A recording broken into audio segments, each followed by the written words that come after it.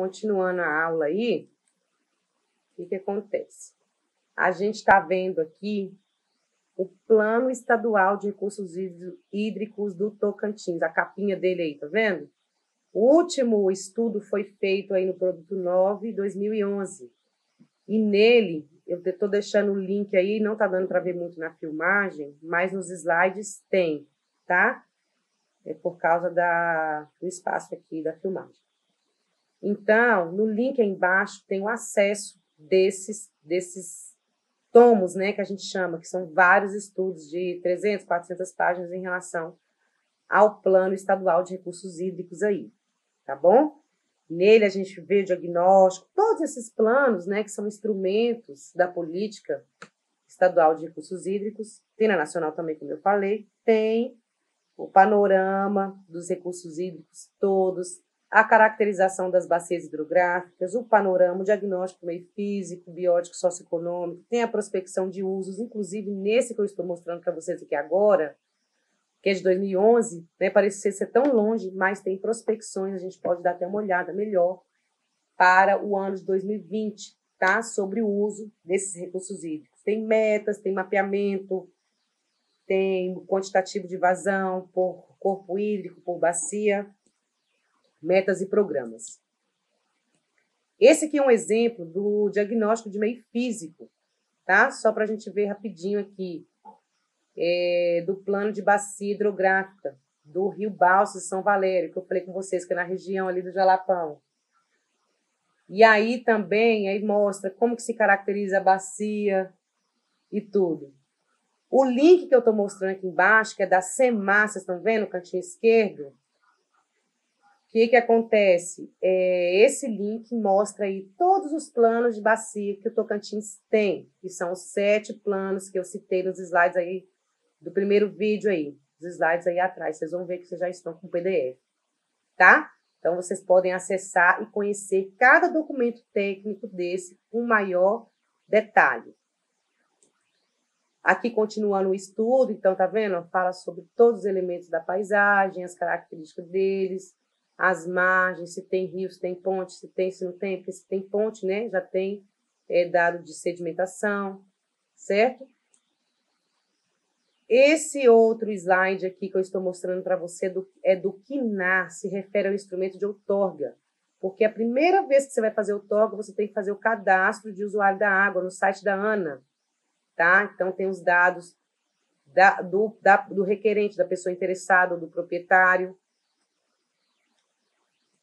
Tem aqui também, aqui no cantinho embaixo tem manual do KINAR, quem tiver com dúvida pode entrar.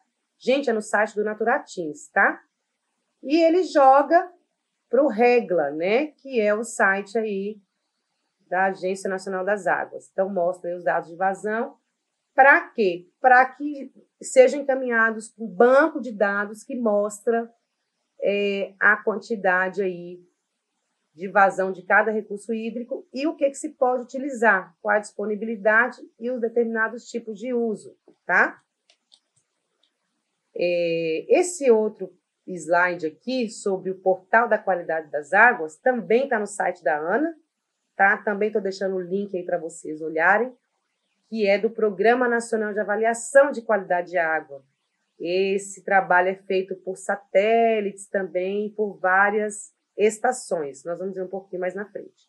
E ele se refere ao instrumento de rede de monitoramento aí dos recursos hídricos, tá?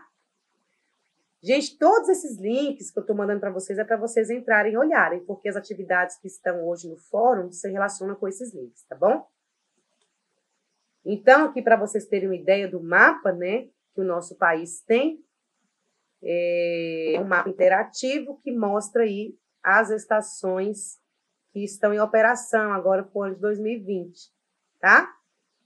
Então, se relaciona aí ao Sistema Nacional de Informações sobre os Recursos Hídricos. Tem todos esses dados, como eu estou falando, pluviosidade, fluviosidade, vazão, característica, enquadramento, tá? E esse quadro que eu estou mostrando sobre o parâmetro de qualidade de água são os parâmetros mínimos que são analisados por essas estações, tá? Que se refere à qualidade de água. Então, temos aí o fósforo, turbidez, né, oxigênio dissolvido, os coliformes termotolerantes, que é a parte microbiológica, pH, DBO, temperatura da água, nitrogênio. Vocês viram que tudo se relaciona ao ciclo, né? Da água, do fósforo, do nitrogênio, do carbono, tudo se relaciona. Então, são dados aí para abastecimento público, certo? De água bruta. Por quê? Porque está nos rios, né? Ainda não foi utilizado até então. Está de forma natural. Tá, gente? Então, por que é importante ver isso aqui? Porque isso também orienta o tipo de uso do recurso hídrico e, de forma política, orienta as elaborações das políticas públicas, né? Para recuperar ou autodepurar ou ver as finalidades aí dos recursos hídricos, certo? Esse último gráfico aqui que eu estou mostrando é da usina de Três Marias.